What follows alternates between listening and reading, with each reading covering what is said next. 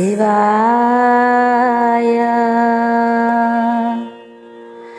ध्यायेयं नीलकण्ठं प्रथमगणपतिं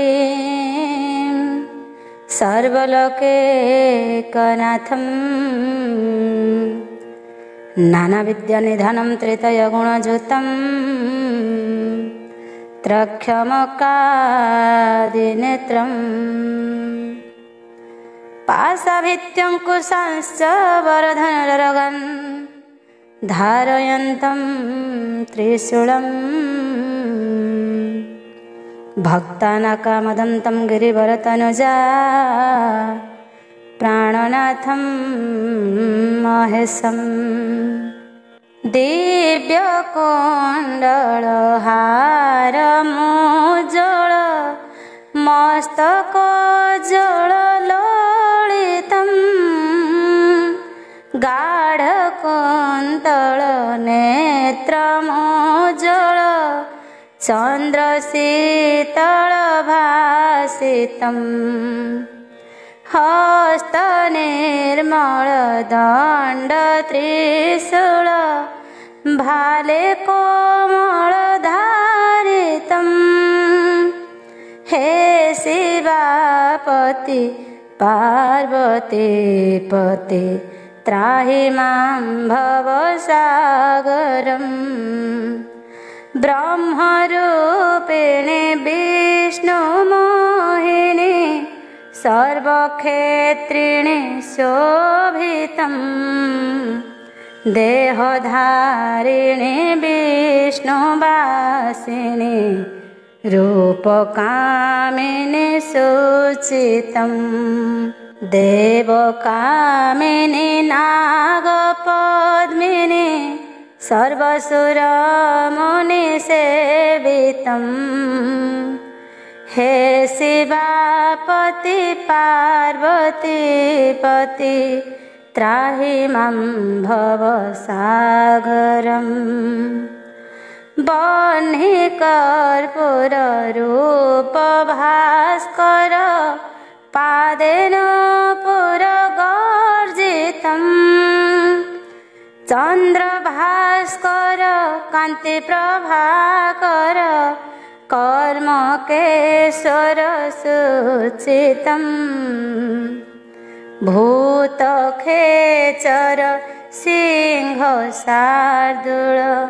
प्रेतभूषण भूषितं हे शिवापति पार्वतीपति त्राहि मां भवसागरम् पद्मलोचन नन्दिवाहन शेषभूषण भूषितं भस्मलेपन चर्मधारण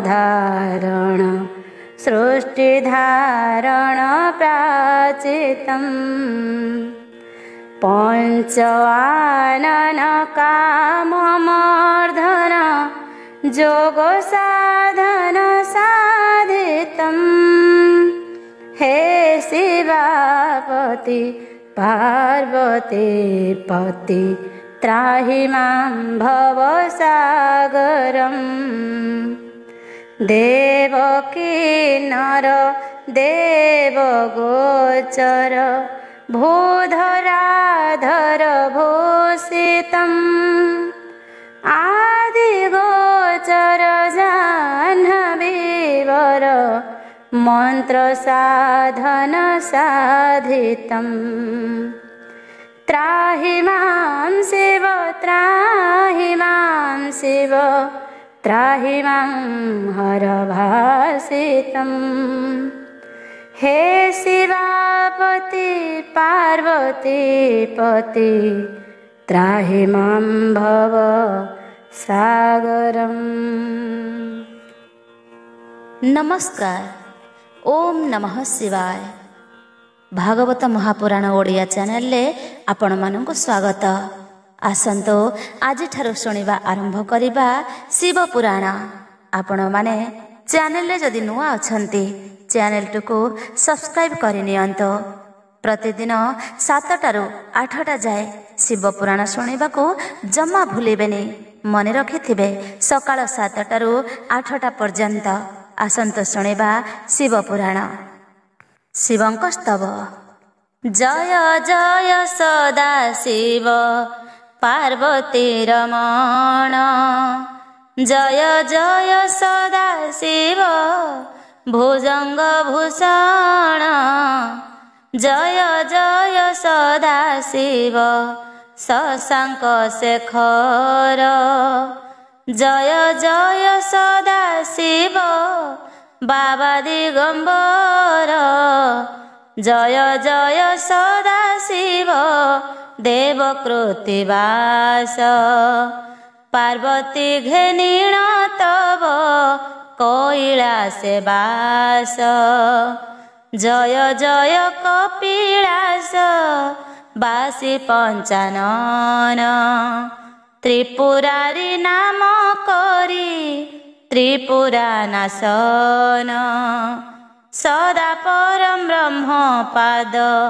ପଦ୍ମ କରି ଧ୍ୟାନ, ସଦା ଅମର ତୁମ୍ଭର ମୃତ୍ୟୁଞ୍ଜୟ ନାମ, ଜୟ ଜୟ ମହାଦେବ ଅଘ ବିନାଶନ, ସଂସାରେ ତୁମ୍ଭର ପ୍ରଭୁ 10 ସହସ୍ର ନାମ, କପିଳାସେ ନାମ ତୁବ ଶ୍ରୀଚନ୍ଦ୍ରଶେଖର,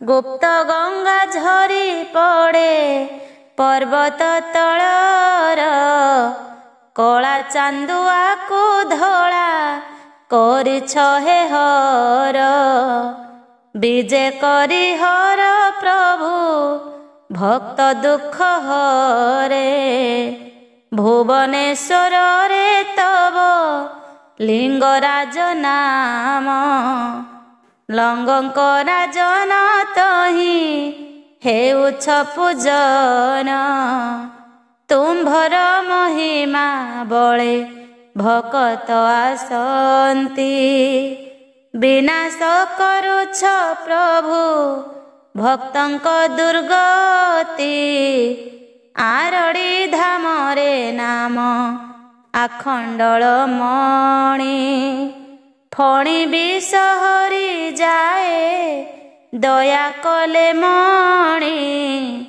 ହରଡ଼ ବୁଣନ୍ତେ ଫାଳ ମସ୍ତକେ ବାଜିଲା, ତୁମ୍ଭ ସ୍ୱରୂପ ଦେଖିଣ ଜନେ ଜଣାଇଲା, ମହାନଦୀ କାଠ ଯୋଡ଼ି ପଠାକାଶ ତଣ୍ଡି, ମଧ୍ୟେ ରଖି ଅଛଇତ ଦେଉଳକୁ ମଣ୍ଡି, କଳା ବଳଦକୁ ଧଳା କରିଲ ସେଠାର, ତେଣୁ କରି ତୁମ୍ଭ ନାମଟି ଧବଳେଶ୍ୱର, ମହାଯୋଗୀ ମୃତ୍ୟୁଞ୍ଜୟ ଭୋଳା ମହେଶ୍ୱର, ମହିମା ତୁମ୍ଭର ଦେବ ଗଣେ ଅଗୋଚର, ତୁମ୍ଭ ଶ୍ରୀପଦ ପଙ୍କଜେ ପଶିଲେ ଶରଣ,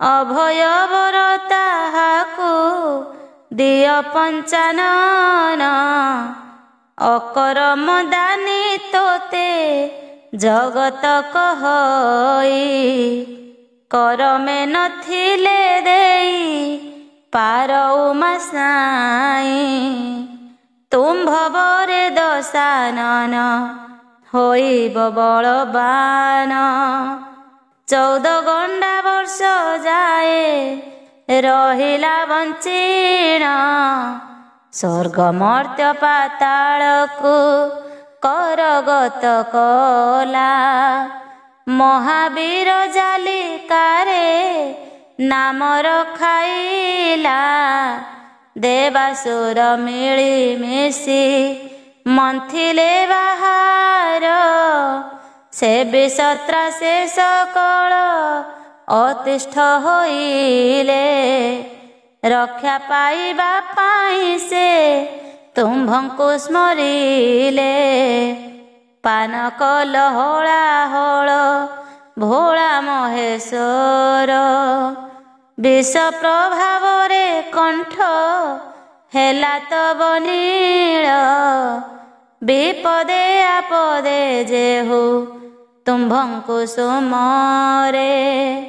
ସକଳ ଦୁର୍ଗତି ତାର ଚାଲିଯାଏ ଦୂରେ। ଯେତେବେଳେ ଯାହା କିଛି ମାଗେ ଯେହୁ ଜନ। ଫେରି ନ ଯାଏ କଦାପି ହସ୍ତ କରି ଶୂନ୍ୟ। ଇନ୍ଦ୍ରଙ୍କୁ ସେ ପଦ ତୁମ୍ଭେ କରିଅଛ ଦାନ। ଜଳପତି ପଦଧିକାରୀ ଯେ ବରୁଣ। ଅଳକା ଭୁବନ କୁବେରକୁ ଦାନ କଲ। ମାର୍କଣ୍ଡ ଋଷିଙ୍କୁ ବ୍ରହ୍ମା ପଦେ ବସାଇଲ। ଶପଥ ବରଷ ତାଙ୍କ ପରମାୟୁ ଥିଲା। ତୁମ୍ଭରି ଦୟାରେ ସାତ କଳପ ହୋଇଲା। ଯେ ଯାହା ଚାହିଁଲା ତାକୁ ଦାନ କରିଦେଇ। ଶେଷେ ଶ୍ମଶାନେ ରହିଲ आहे उमा साई। भूत प्रेत संगतरे करुछ विहार।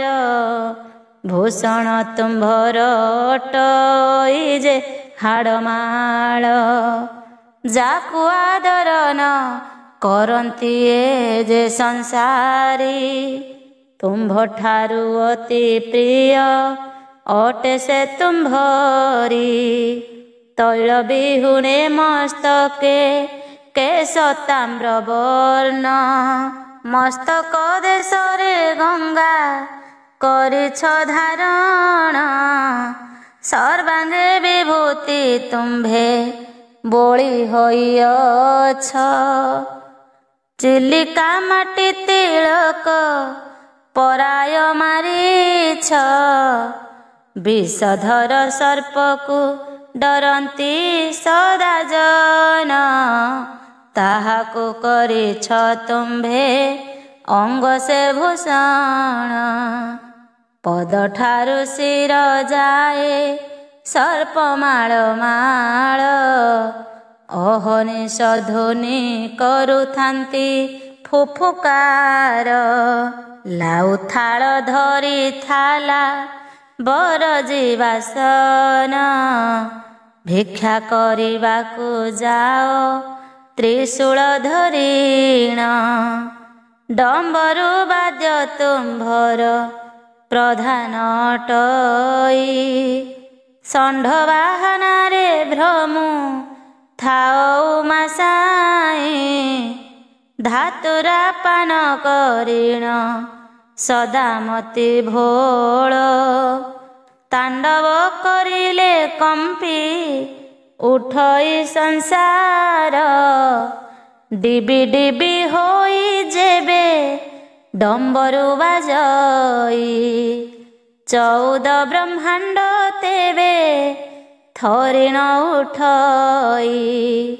असुमारी तब गुण कि वर्णिबि मोहि। कि वर्णिबि तब गुण छार मूर्ख होई। तब गुण वर्णिबाकु शक्ति नाही मोर। संहार करता तुम्भे ब्रह्मांड ईश्वर। तुम्भ ठारु नैमिषारणे ज्ञान जे शुणी। मृत पक्षी बंची होई अछि ब्रह्म ज्ञानी। 18 महाश्लोकरे भागवत लेखी। से सुख क्षय कीर्ति जाइछन्ति रखी। मो मूर्ख धम तब नाम करि गान। भाविछि तरिबि एहि संसार बंधन। तुम्भ नामामृत मुहि କରୁଛି ରଚନା। ସଂସ୍କୃତରୁ ଅନୁବାଦ ଆପଣେ କରିଣ। ଭାଷା ଅତ୍ୟନ୍ତ ସରଳ ହୋଇବ ମଧୁର। ଦୟାକରି ମୋହଠାରେ ହେ ଶିବ ଶଙ୍କର। ତବ ଶ୍ରୀଚରଣ ତଳେ ସଦା ରଖି ମନ। ପୁରାଣ ରଚନା କରେ ବୁଦ୍ଧିମନ୍ତ ଦୀନ। ଦୁର୍ଗା ଦେବୀଙ୍କ ବନ୍ଦନା। ଜୟ ଜୟ ଦୁର୍ଗା ମାଗୋ ଜଗତ ଜନନୀ। ଜୟ ଜୟ ଦୁର୍ଗା ମାଗୋ ତ୍ରିତାପହାରିଣୀ। ଜୟ ଦୁର୍ଗା ମାଗୋ ମାଗୋ ମହିଷାମର୍ଦିନୀ। ସର୍ବସଂହା ଜନନୀ ଗୋ ବିପଦ ଭଞ୍ଜନୀ। ଅଭୟଦାୟିନୀ ହର ଚଣ୍ଡୀ ମାତ ତୁହି। ଅମ୍ବିକା ନାମ ଗୋଟି ତୁମର ଅଟଇ। ତବ ଆଜ୍ଞା ବିନେ କିଛି କାର୍ଯ୍ୟ ନ ହୁଅଇ। ଜଗତ ଜନନୀ ତୁମ୍ଭେ ଅଟ ଶକ୍ତିମୟୀ। ଶକ୍ତି ସ୍ୱରୂପିଣୀ ଶକ୍ତି ନ କରିଲେ ଦାନ। କାର୍ଯ୍ୟ କରିବାକୁ ଦିନ ନୁହଇ ଭଜନ। ତବ ଶକ୍ତି ବଳେ ସଂହାର କର୍ତ୍ତା ଈଶ୍ୱର। ଯୋଗ ସାଧି ବୋଲାଇଲେ ମାଗୋ ଯୋଗେଶ୍ୱର। ମୂର୍ଖ ଅଧମ ପାପିଷ୍ଠ ମୁହିଁଟି ଅଟଇ। ମୋଠାରେ ସୁଦୟାବାରେ କର ମହାମାଇ। ଶକ୍ତି ଦିଅ ଶକ୍ତିମୟୀ ସୁକୃପା କରିଣ। ତବ ଶକ୍ତି ପାଇଁ ମୁହିଁ ରଚିବି ପୁରାଣ। ତବ ଶ୍ରୀପଦ ତଳରେ କରୁଛି ମାଗୁଣି। କଣ୍ଠେ ବସି ପଦ କୁହ ମୋହର ଭାବିନି। ଶ୍ରୀ ଶିବ ପୁରାଣ ଗ୍ରନ୍ଥ ରଚୁଅଛି ମୋହି। ସର୍ବଜନା ଦ୍ରୁତ ହେବ ମାଗୋ ଶକ୍ତି ମାଇ। ଏଣୁ ତବ ପାଦ ପଦ୍ମେ ପଶୁଛି ଶରଣ। ବୁଦ୍ଧିମନ୍ତ ଦିନ ରଚେ ଏ ଶିବ ପୁରାଣ। ନୈମିଷାରଣ୍ୟେ ଋଷିମାନଙ୍କ ନିକଟରେ ସନତ କୁମାରଙ୍କର କଥୋପକଥନ। ଶୁଣ ହେ ବିଦୁଷ ଜନ ମନ କର୍ଣ୍ଣ ଦେଇ। ଶ୍ରୀ ଶିବ ପୁରାଣ ମୁହିଁ ରଚନା କରଇ। ପରମ ପବିତ୍ର ସଦା ଶିବଙ୍କ ଚରିତ।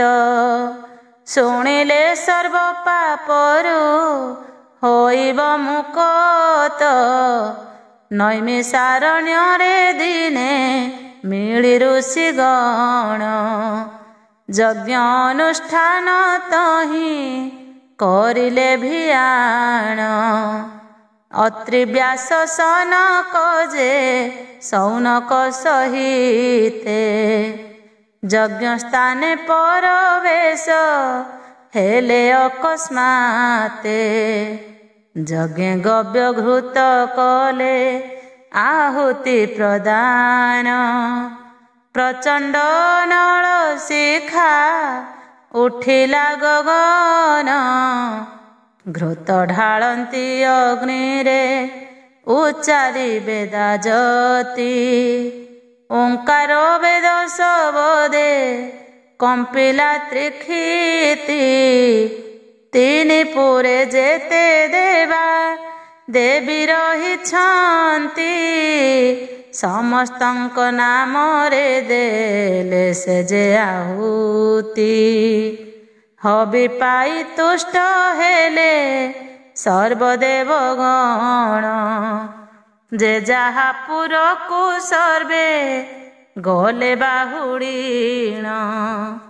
ସକଳ ଋଷି ସେବେଳେ ଆନନ୍ଦ ମନରେ ଶୁଣନ୍ତି ଶାସ୍ତ୍ର ବ୍ୟାସ ଯା କହନ୍ତି ମୁଖରେ। ବ୍ୟାସଙ୍କ ମୁଖରୁ ଶାସ୍ତ୍ର ସର୍ବ ଋଷିଗଣ ସନତ କୁମାର ତହିଁ ଗଲେ ପ୍ରବେଶିଣ। ବ୍ରହ୍ମାଙ୍କ ନନ୍ଦନ ସେହି ସନତ କୁମାର ସ୍ୱର୍ଣ୍ଣ ପ୍ରାୟ ଦିଶୁଥାଏ କାନ୍ତି ଶରୀରର। ସର୍ବ ଋଷିଗଣ ବ୍ରହ୍ମା ସୁତଙ୍କୁ ଦେଖିଣ ପାଶେ ବସାଇଲେ ଦେଇ ଏକଇ ଆସନ। ସକଳ ଋଷି କହନ୍ତି ଆମ୍ଭେ ଭାଗ୍ୟବାନ ଦର୍ଶନ କଲୁ ଆଜି ବ୍ରହ୍ମାଙ୍କ ନନ୍ଦନ। ସକଳ ଋଷି ତାହାଙ୍କୁ ଏପରି କହିଲେ କୁଶଳ ବାରତା ତାଙ୍କୁ ସର୍ବେ ପଚାରିଲେ। ଶୁଣିବା ପାଇଁ ଯେ ତାଙ୍କ ମୁଖରୁ ଉତ୍ତର ବେଢ଼ି ବସିଲେ ଚୌଦିଗେ ଋଷିଏ ସକଳ। ଋଷିଏ ବୋଲନ୍ତି ତୁମ୍ଭ କଥା ମନେ ମନେ ଭାବୁଥିଲୁ ତୁମ୍ଭଙ୍କୁ ଯା ଦେଖିଲୁ ନୟନେ।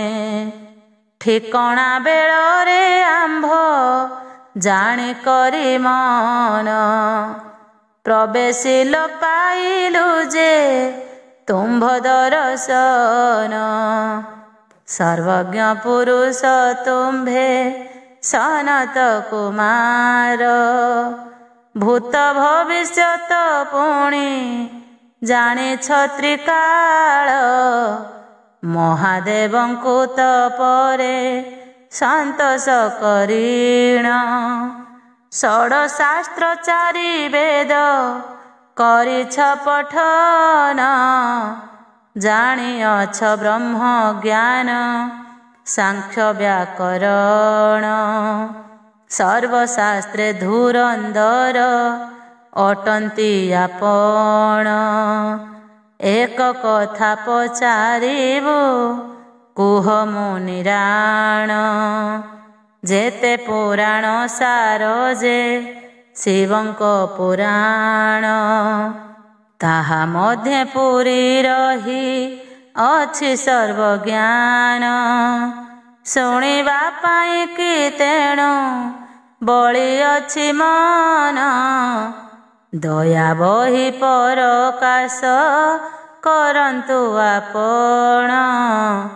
ଧାତା ସୁତଙ୍କୁ ଋଷିଏ ଏପରି କହିଲେ ଧାତା ସୁତ ଆନନ୍ଦିତ ବୃଦ୍ଧିମନ୍ତ ବୋଲେ। ସନତ କୁମାର ଉବାଚ ଯାହା ପୁଚ୍ଛା କଲ ଏବେ ଶୁଣ ଋଷିଗଣ ଅତ୍ୟନ୍ତ ଗହନ ସିନା ଶିବଙ୍କ ପୁରାଣ। ଦୁଇଟି ଅକ୍ଷର ସିନା ଶିବ ଯେ ଅଟଇ ତେନେ ଭୁବନରେ ସାର ଦେଉଅଛି କହି।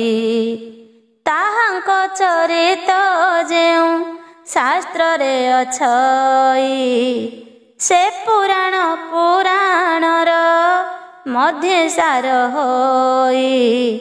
ଭକତିରେ ସେ ପୁରାଣ ଶୁଣିବ ଯେ ଜନ ଯେତେ ପାପ ଥିବ ଅଙ୍ଗେ ହୋଇବ ଦହନ।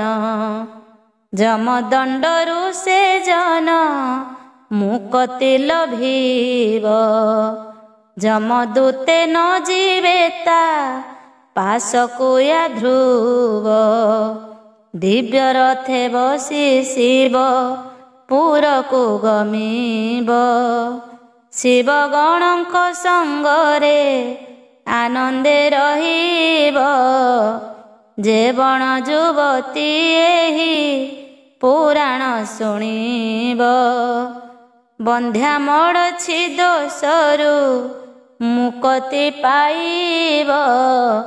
ସତୀ ଶିରୋମଣି ହେବ ପତି ସୋହାଗିନୀ। ମନ ଦେଇ ଶୁଣ ଏହା ସର୍ବ ଋଷି ଶ୍ରେଣୀ। ଯେଉଁ ଶାସ୍ତ୍ର ପାଠ କଲେ ଏ ସର୍ବ ମିଳଇ। ସେ ଶାସ୍ତ୍ରର କଥା ଏବେ ଶୁଣ ମନ ଦେଇ। ଅତ୍ୟନ୍ତ ଭାଗ୍ୟବାନ ଯେ ତୁମ୍ଭେ ଋଷି ଗଣ। ଏଣୁ ଶୁଣିବାକୁ ଚାହିଁ ଶିବଙ୍କ ପୁରାଣ। ପିତାଙ୍କ ମୁଖରୁ ଶୁଣି ଅଛି ଶିବଙ୍କର। ତାହା ପ୍ରକାଶ କରିବି ତୁମ୍ଭର ଆଗର। ମନ ଧ୍ୟାନ ଦେଇ ଏବେ ବସ ଋଷି ଗଣ। ତୁମ୍ଭଙ୍କୁ କହିବି ମୁହିଁ ଶିବଙ୍କ ପୁରାଣ। ଧାତା ସୁତ ସନତ ଯେ ଋଷିଙ୍କୁ ଏ ସନ। କହି ଆରମ୍ଭିଲେ ସଦା ଶିବଙ୍କର ଗୁଣ।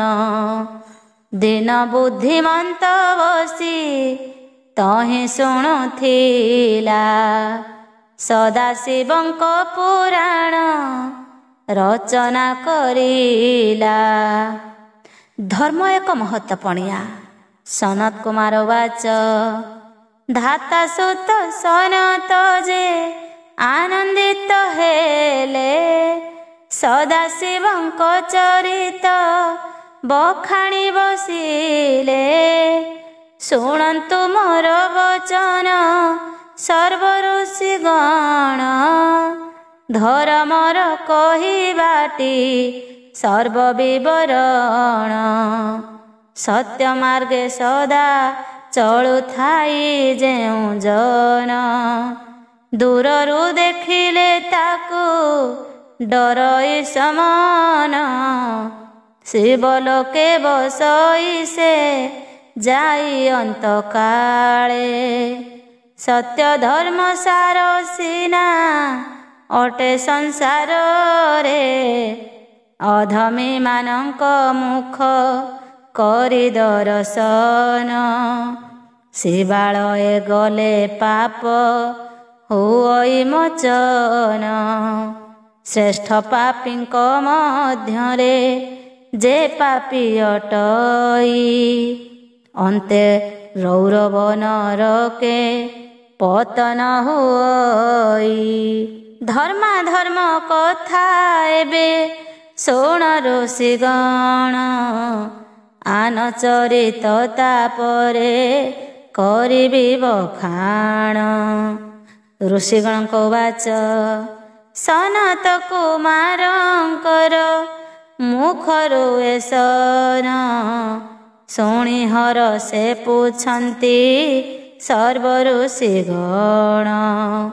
ଧର୍ମାଧର୍ମ କଥା କୁହନ୍ତୁ ହେ ମୁନିବର। ଶୁଣିବା ପାଇଁ କି ଶ୍ରଦ୍ଧା ବଳିଛି ଆମ୍ଭର। କେବଳ ସ୍ଥାନରୁ ଉତ୍ପତ୍ତି ହେଲା ଧର୍ମ। आहे ब्रह्मज्योति कुहन्तु ता विस्तारिण। एतिकी गुहारी घेना करी मुनिवर। शुणी ऋषिଙ୍କୁ कहନ୍ତି सनत कुमार। सनत कुमार वाच। सनत कुमार ऋषि गणଙ୍କ वचन। शुणिण कहନ୍ତି धर्मा धर्म विवरण। अति गहन गुप्त विषयटिएहि। सदाशिवଙ୍କ व्यतीत आन न ଜାଣଇ। ପିତାଙ୍କ ମୁଖରୁ ଆମ୍ଭେ ଏହା ଶୁଣିଥିଲୁ। ପରୀକ୍ଷା କରିବୁ ଦିନେ ମନ ବଳାଇଲୁ। ଜନ୍ତୁପତି ପୁରେ ଯାଇ ହୋଇଲୁ ହାଜର। ଜନ୍ତୁପତି ବସିଥିଲେ ସିଂହାସନ ପର। ଦେଖିଣ ବହୁତ ମାନ୍ୟ କରିଲେ ସମନ। ଧୌତ କରିଣ ଚରଣ ଦେଲେଟି ଆସନ। ଆମ୍ଭଠାରୁ କୁଶଳ ବାରତା ସେ ଶୁଣିଲେ। ଯମପୁର ଆମ୍ଭଙ୍କୁ ବୁଲାଇ ଦେଖାଇଲେ। ଯାହା ଦୃଶ୍ୟ ଦେଖିଅଛି ମୁଁ ଯମପୁରେଣ। କିସ କହିବଇ ତାହା ତୁମ୍ଭର ଆଗେଣ। 84 ନରକ ତହିଁ ହୋଇଛି ନିର୍ମାଣ। ପାପୀ ଜନଙ୍କୁ ନେଇଣ ପକାଏ ସମନ। ସିଂହାସନ ପରେ ବସି ନିଜେ ଜନ୍ତୁପତି। ପାପୀଙ୍କର ଭଲ ମନ୍ଦ ବିଚାର କରନ୍ତି। ଚିତ୍ରଗୁପ୍ତ ପାପ ପୁଣ୍ୟ କହିଣ ଦିଅଇ। ବିଚାର କରି ସମନ ଦଣ୍ଡ ଦେଇଥାଇ। ଧର୍ମାର୍ଥୀ ଯେ ଜନ ନ ନିଅଇ ଯମପୁର। ଅଧର୍ମୀ ଜନମାନଙ୍କୁ ଦଣ୍ଡଇ ଅପାର। ବଡ଼ ନିର୍ଦ୍ଦୟ ସେ ଯମ ଦୟା ତାର ନାହିଁ। ପାପୀଙ୍କ ପାଇଁ ବହୁତ କଠୋର ହୁଅଇ। ନୟନ ତରାଟି ଯେବେ ଅନାଏ ସମନ। ଭୟେ ଥରୁଥାନ୍ତି ଡରି ସର୍ବପାପୀ ଜନ। ଧର୍ମାଧର୍ମର ବିଚାର ସେ ସ୍ଥାନେ ଦେଖିଣ। ବସିଣ ସମସ୍ତ ଦଣ୍ଡ କଲି ଦର୍ଶନ। ପାପୀମାନେ ଯାଉଛନ୍ତି ହଜାର ହଜାର। ନର୍କରେ ପଡ଼ନ୍ତି ତାଙ୍କ ସରିଲେ ବିଚାର। ଏହିପରି ଯମପୁରେ ଦର୍ଶନ କରି। କ୍ରୋଧ ଜାତ ହେଲା ବହୁ ମନରେ ମୋହରି। ମନେ ମନେ ବିଚାରିଲି ନିଷ୍ଠୁର ସମନ। ପ୍ରାଣୀମାନଙ୍କୁ ଦଣ୍ଡେଇ ଏ ବିନା କାରଣ। ଏହିପରି ମନ ମଧ୍ୟେ ବିଚାରିଣ ମୁହିଁ। ଆଶ୍ଚର୍ଯ୍ୟ କଥା ଦେଖିଲି ଏକ ସ୍ଥାନେ ମୁହିଁ। ଏକ ସୁପୁରୁଷ ଦିବ୍ୟ ବିମାନ ଆରୋହୀ। ଆସୁଥିଲେ ଦେଖିଲି ମୁଁ ପ୍ରବେଶିଲେ ତହିଁ। ଅପୂର୍ବ ମାନକେ ବେଶ ରଗରାଇଜରେ। ଦେଖିନଥିଲି କେବେ ଯେ ଯାଏ ଯେତେବେଳେ। ସର୍ବାଙ୍ଗ ହୀରା ନୀଳାରେ ଜଡ଼ିତ ଅଟଇ। ଫର ଫର ହୋଇ ନେତ ତହିଁରେ ଉଡ଼ଇ। ପନ୍ତି ପନ୍ତି ଝୁଲେ ମଣି ମାଣିକ୍ୟ ଝାଲେରି। ନେତ୍ର ଝଲସଇ କାରୁ କାର୍ଯ୍ୟ ଅଛି ପୁରୀ। ଧନ୍ୟ ବିଶ୍ୱକର୍ମା ବସି କେତେ କାଳ ତହିଁ। ଏ ଅପୂର୍ବ ବିମାନକୁ ଗଢ଼ିଣ ଛଇ। ରତ୍ନ ସିଂହାସନ ଏକ ଅଛି ବା ତହିଁରେ। ବସିଥିଲା ସେ ପୁରୁଷ ବିମାନ ଉପରେ। ସେ ବ୍ୟକ୍ତିଙ୍କୁ ଦେଖି କରି କରାଳ ସମନ। ପାଦଗାମୀ ହେଲା ତେଜି ତାହାର ଆସନ। ସମାଦର କରି ଯମ ଧରି ତାଙ୍କ କର। ପାଖେ ବସି ଗଲା ନେବା କରିଣ ଆଦର। ପୁଣି ବୋଇଲାଉ ଯେ ସୁଦିନ ମୋହର। ଦର୍ଶନ କଲି ପ୍ରଭୁ ବଦନ ତୁମ୍ଭର। ସମନଙ୍କର ଏଇଠି କରି ଦର୍ଶନ। ଆହେ ଧର୍ମରାଜ ଶୁଣ ଆମ୍ଭର ବଚନ। ଏତେ ବ୍ୟକ୍ତି ଏ ପୁରୁଷେ କରୁଛ କି ପାଇଁ? ଆମ୍ଭେ ଜାଣିବାରେ ତ ଦେବତା ନୁହଁ। ଶୁଣି କରି ଯମରାଜ ଆନନ୍ଦ ମନରେ। ବୋଲେ ଧର୍ମବନ୍ତ ପ୍ରାଣୀ ଏହିଟି ସଂସାରେ। ବାସ ଏହାଙ୍କର ଅଟେ ମୋର ତ ଭୁବନ। ଏହାଙ୍କ ଚରିତ ଏବେ ଶୁଣ ଦେଇ ମନ। ବେଦିସ ନାମରେ ଏକ ଅଛଇ ନଗର। ଧରାପାଳ ଏହି ଯେ ରାଜ୍ୟର ନରବର। ଧର୍ମବନ୍ତ ଯେଉଁ ପରି ହୋଇଲା ରାଜନ। ସଂକ୍ଷେପରେ ତାହା କହୁ ଅଛି ବୁଝାଇଣ। ଜଣେ ଅନୁଚର କୈଳାସ ପୁରେ ଥିଲେ। ଆପଣା ମନ ସେ ଦିନେ ବିଚାର କରିଲେ। ବୋଇଲା ବଡ଼ କାମୁକ ଅଟନ୍ତି ଶଙ୍କର। କୋଳେ ଧରି ବୁଲୁଛନ୍ତି ନାରୀଙ୍କୁ ତାଙ୍କର। ଆଉ ଏକ ନାରୀ ମୁଣ୍ଡରେ ବସାଇଛନ୍ତି। ହାସ୍ୟ କୌତୁକ ସଦା ତାପରେ କରନ୍ତି। ରମଣୀଙ୍କ ଠାରେ ବଡ଼ ସ୍ନେହ ଏହାଙ୍କର। ପାଖରୁ ନାରୀଙ୍କୁ ଦେଖି କରୁଛନ୍ତି ଦୂର। ଦିବ୍ୟ ସୁନ୍ଦରୀ ଯୋଷାମୁ କେବେ ପାଲଟିବି। ବହୁତ ବର ତାଙ୍କଠୁ ମୁଁ ପ୍ରାପ୍ତ କରିବି। ଅନୁଚର ଏହିପରି କରନ୍ତି ବିଚାର। ଜାଣିଲେ ମାତ ଭବାନୀ ମନକୁ ତାଙ୍କର। ମାନ ଭବାନୀ କ୍ରୋଧରେ ଗର ଗର ହେଲେ। ଶୃଗାଳ ହୁଅତୁ ବୋଲି ଅଭିଶାପ ଦେଲେ। ଦେବ ଦେବ ମହାଦେବ ଶ୍ମଶାନ ବିହାରୀ। ତାହାଙ୍କୁ କାମୁକ ତୁହି ମଣିଲୁ କିପରି।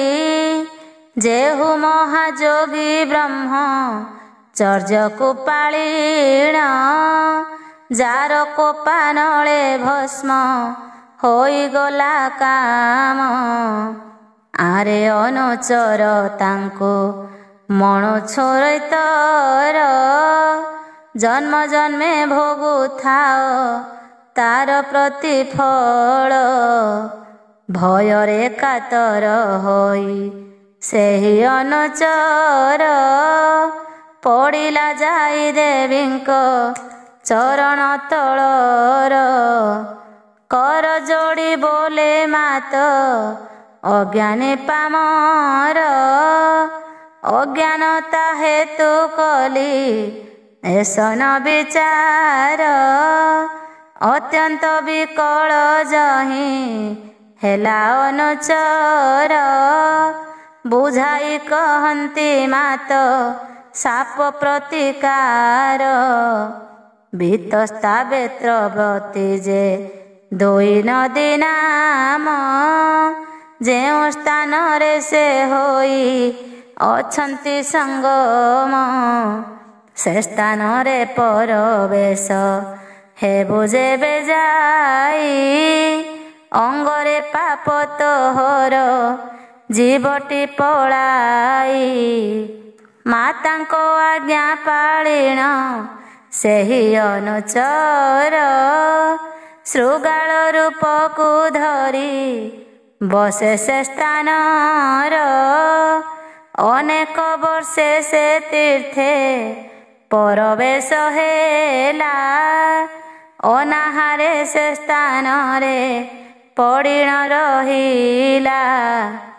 ଅନାହାର ହୋଇବାରୁ ତନୁ ହେଲା କ୍ଷୀଣ।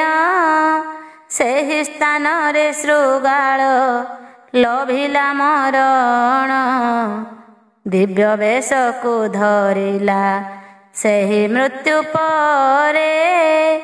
ପରବେଶ ହେଲା ମହାଦେବଙ୍କ ଛାମୁରେ। ଧରା ଫାଳ ରାଜା ରୀତି ଦେଖିଣ ଏସନ। ତାଙ୍କ ରାଜ୍ୟ କଲେ ଏକ ଦେଉଳ ନିର୍ମାଣ। ଶିବଲିଙ୍ଗ ବସାଇଣ ସାରି ବହୁ ଧନ।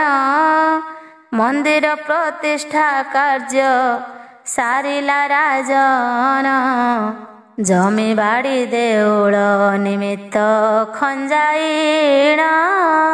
ପୂଜା ଉପଚାର ପାଇଁ ରଖିଲା ବ୍ରାହ୍ମଣ। ଶିବାଳୟ ଶିବ ପୁରାଣକୁ ପଢ଼ାଇଲା।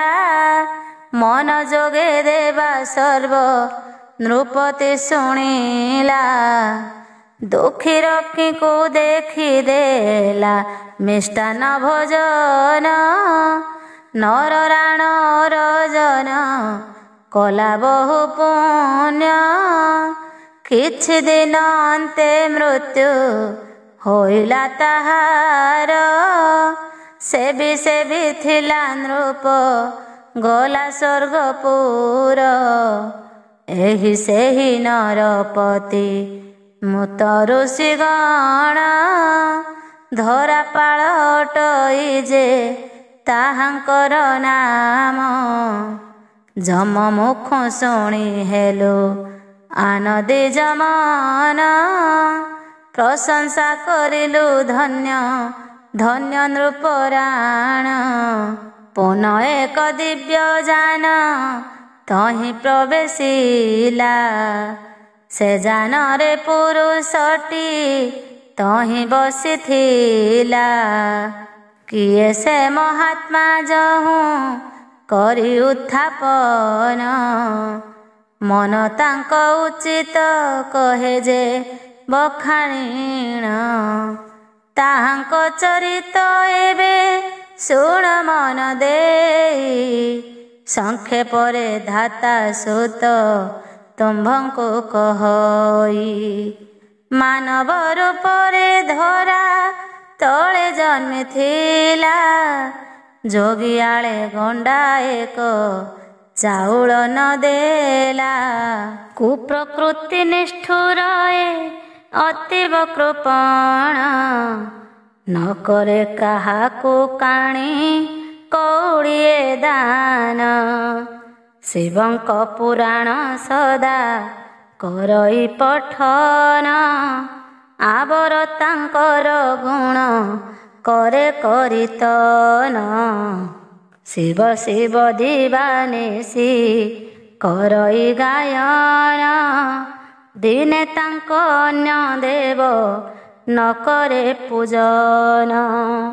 शिवंकर ग्रंथ जाहा संसारे अछई।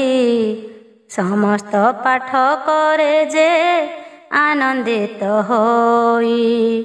जेउ दिन ए पुराण समाप्त हुई।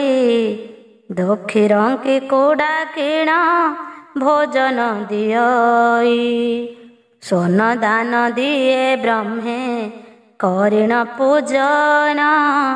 से जोगु अर्जन करे से बहुत धर्म। शिव श्रेष्ठ ठाकुरटी संसार मध्यरे। प्रत्यह तांकु स्मरे जे संसार भितरे। सनत कुमार कहन्ति हे ऋषिगण। सदा शिवंकु नित्यमु करे दर्शन। ଶିବ ଯେହୁ ଧର୍ମ ସେହୁ ସତ୍ୟ ତାଙ୍କୁ ମଣ। ଯୋଗ ସାଧି ମହାଯୋଗୀ ତାହାଙ୍କର ନାମ। ହିଂସା ଲୋଭ ସତ୍ୟକୁ ଧୃଦ କରି ଦୂର। ଅହିଂସା ମାର୍ଗରେ ସେହୁ ଗଣେ ନିରନ୍ତର। ନିର୍ବିକାର ମହାଯୋଗୀ ସେ ଯେ ଅଟନ୍ତି।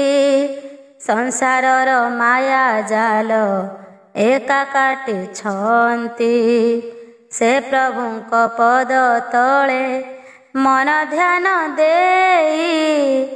ସଦା ତାଙ୍କୁ ଧ୍ୟାନ କର ନମ ତାଙ୍କ ଗାଇ।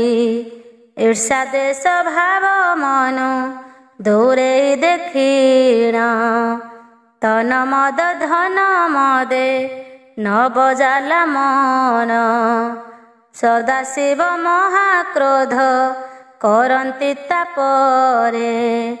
ଅନ୍ତେ ସେହି ଜନ ପଡ଼େ ନରକ ମଧ୍ୟରେ। ଏ ଭବରୁ ପାରି ଯେବେ ହେବ ଋଷିଗଣ। ସଦା ସର୍ବଦା ଶିବଙ୍କ ପାଦେ କରେ ଧ୍ୟାନ। ଇନ୍ଦ୍ର ଚନ୍ଦ୍ର ସୂର୍ଯ୍ୟ ବ୍ରହ୍ମ ବିଷ୍ଣୁ ଯେ କୁମେର। ସ୍ୱର୍ଗ ମର୍ତ୍ତ୍ୟ ସହିତରେ ମିଶ୍ରଣ ପାତାଳ। ପ୍ରଳୟ ଜଳରେ ତିନି ପୁର ନାଶ ହୁଏ। ସଦାଶିବ ରହିଥାନ୍ତି ବଞ୍ଚିଣ ପ୍ରଳୟେ। ପ୍ରଳୟ ଜଳ ତାହାଙ୍କୁ ଗ୍ରାସୀ ନ ପାରଇ। ମହାମୃତ୍ୟୁଞ୍ଜୟ ଯୋଗୀ ଈଶାନ କହଇ। ଆନନ୍ଦ ମନରେ ଭଜ ତାହାଙ୍କ ଚରଣ। ସଦା ସର୍ବଦା ପଢ଼ ଶିବଙ୍କର ପୁରାଣ। ଅନ୍ତିମ କାଳ ଭାଇ ଯେ ବନ୍ଧୁ ପରିଜନ। ସଙ୍ଗତରେ ନ ଯିବେଟି କେହି ଗୋଡ଼ାଇଣ। ଏକା କରିଣ ଧର୍ମ ଯେ ସହାୟ ହୋଇବ। କରିଥିଲେ ଧର୍ମ ଦିବ୍ୟ ଗତିକୁ ପାଇବ। ଧର୍ମ ଅଧର୍ମର କଥା ଦେଲି ବୁଝାଇଣ। ମନ ଧ୍ୟାନ ଦେଇ ଶୁଣି ଲତ ଋଷିଗଣ। ଏ ଶିବ ପୁରାଣ ଅଟେ ଅମୃତ ସମାନ। ପଢ଼ ଭଜ ଗୀତେ କହେ ବୁଦ୍ଧିମନ୍ତ ଦୀନ। ପ୍ରଳୟ ପରେ ସୃଷ୍ଟି ସର୍ଜନା କିପରି? ଋଷୟ ବଚ ସନତ କୁମାରଙ୍କର ମୁଖୁ ଋଷିଗଣ। ଧର୍ମାଧର୍ମ କଥା ଶୁଣି ଆନନ୍ଦିତ ମନ। ଭୂତ ଭବିଷ୍ୟତ ଯେ ଅତୀତ ତିନି କାଳ। ତୁମ୍ଭେ ତ୍ରିକାଳଜ୍ଞ ସିନା କହଇ ସଂସାର। ଏକ କଥା ଶୁଣିବାକୁ ବଳି ଅଛି ମନ। ଧାତାଙ୍କ ନନ୍ଦନ କୁହ ତାହା ବିସ୍ତାରିଣ। ମହାପ୍ରଳୟରେ ଯେ ସଂସାରେ ଘଟିଥିଲା। ପୁନଃ ଏ ସୃଷ୍ଟି ସର୍ଜନା କେଉଁ ପରି ହେଲା। ବିସ୍ତାରିତ କହନ୍ତୁ ତାହା ତପିବର। ତବ ମୁଖରୁ ଶୁଣିଲେ ହୋଇବୁ ଉଦ୍ଧାର। ସନତ କୁମାର ବାଚ ମନ କର୍ଣ୍ଣ ଦେଇ ଶୁଣ ସର୍ବ ଋଷିଗଣ। ସୃଷ୍ଟି ସର୍ଜନା ବିଷୟ କରିବି ବର୍ଣ୍ଣନ। ମହାପ୍ରଳୟ ଯେ ଘଟିଥିଲା ସଂସାରଣ। ପୃଥିବୀ ଭରି ନଥିଲା ଘନ ଅନ୍ଧକାର। ନଥିଲେଟି ଚନ୍ଦ୍ର ସୂର୍ଯ୍ୟ ନକ୍ଷତ୍ର ମଣ୍ଡଳୀ। ସୃଷ୍ଟି ମଧ୍ୟରେ ଅନ୍ଧକାର ରହିଥିଲା ପୁରୀ। ରାହୁ ଗ୍ରାସ ଚନ୍ଦ୍ର ପରି ଦିଶଇ ସଂସାର। ସାରା ସୃଷ୍ଟି ପରିପୂର୍ଣ୍ଣେ ଥିଲା ଅନ୍ଧକାର। ଏକା ରହି ଦେବ ଦେବ ତ୍ରିଲୋଚେଚନ। ସର୍ବେ ପ୍ରଳୟରେ ହୋଇଥିଲେ ବିଭିନ୍ନ। ତାହାଙ୍କ ତେଜରେ ସୃଷ୍ଟି ଆଲୋକିତ ହୁଏ।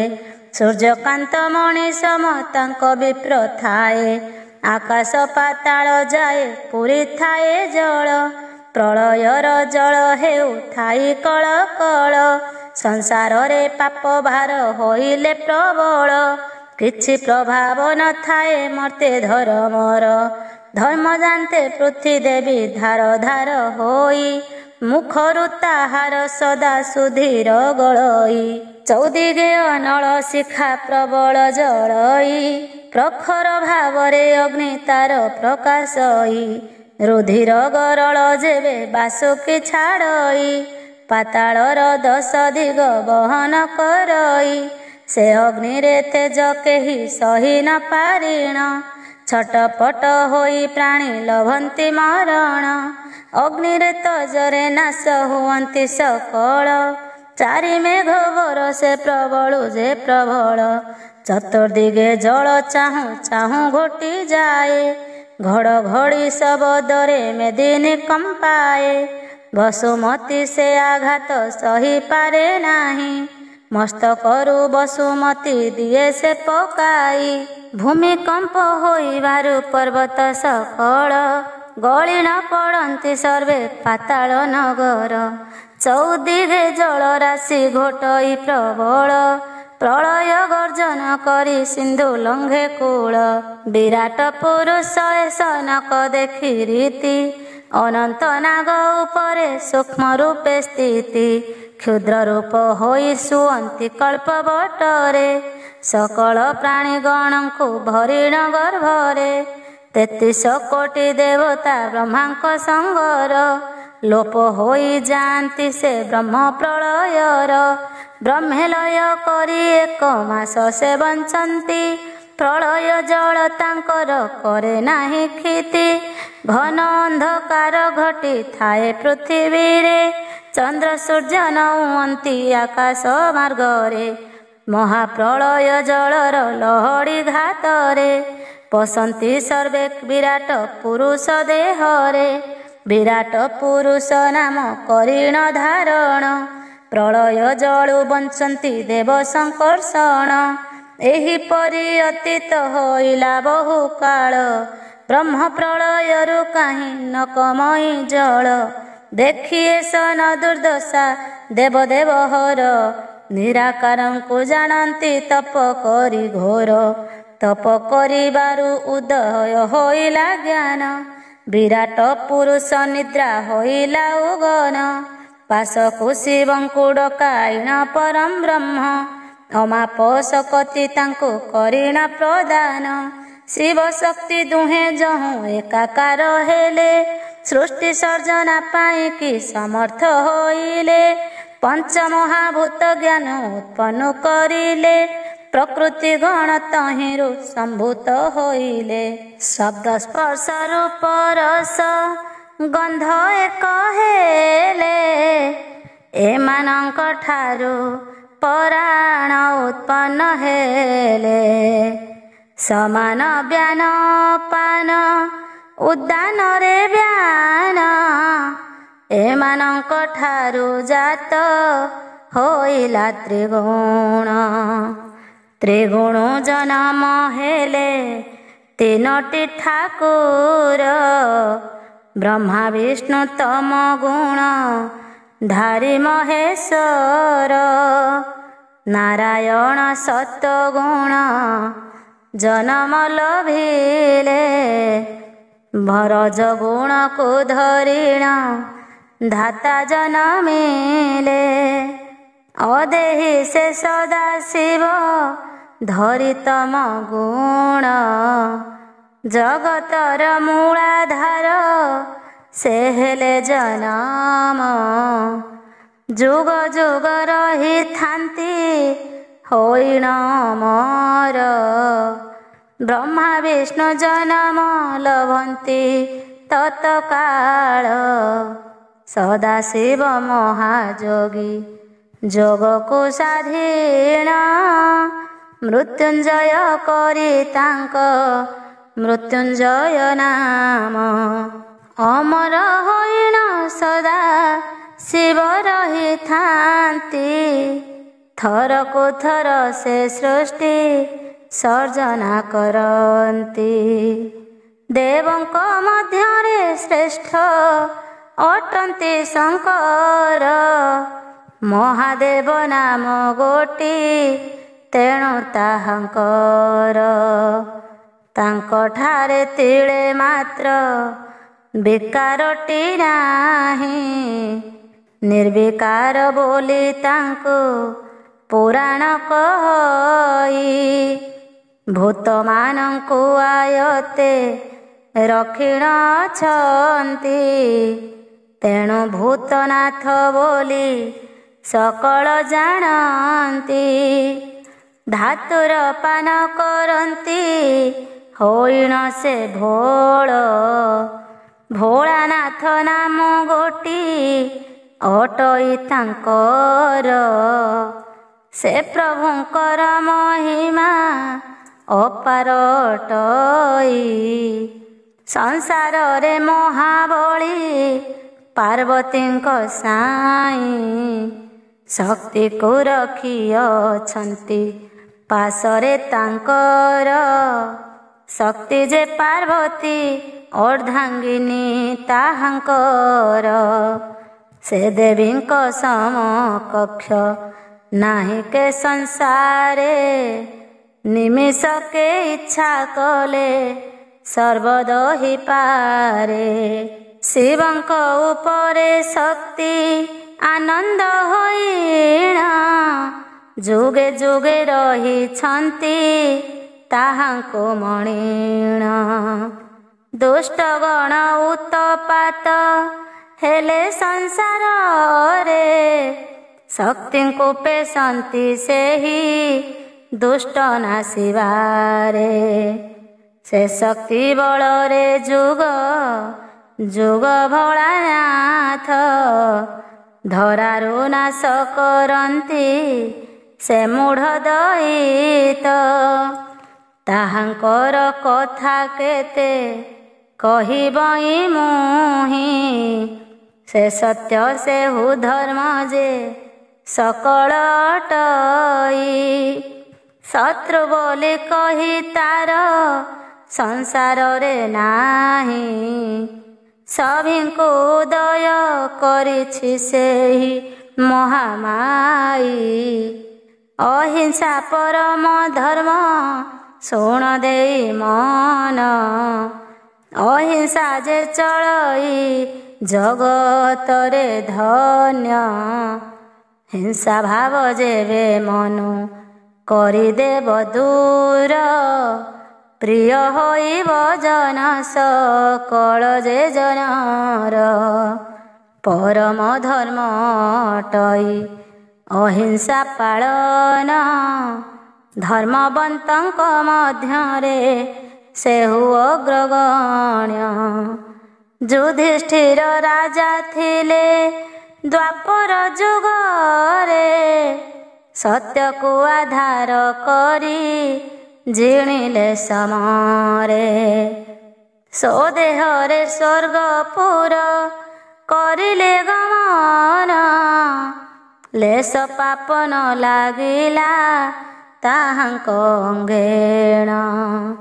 ସକଳ ଦିନଙ୍କୁ ଏବେ ନିବେଦନ ଗିର। ସତ୍ୟ ନ୍ୟାୟ ପଥେ ଚଳ ଏହି ଅଳି ମୋର। ସତ୍ୟ ସେହି ଧର୍ମ ସେହି ପ୍ରଭୁ ନିରାକାର।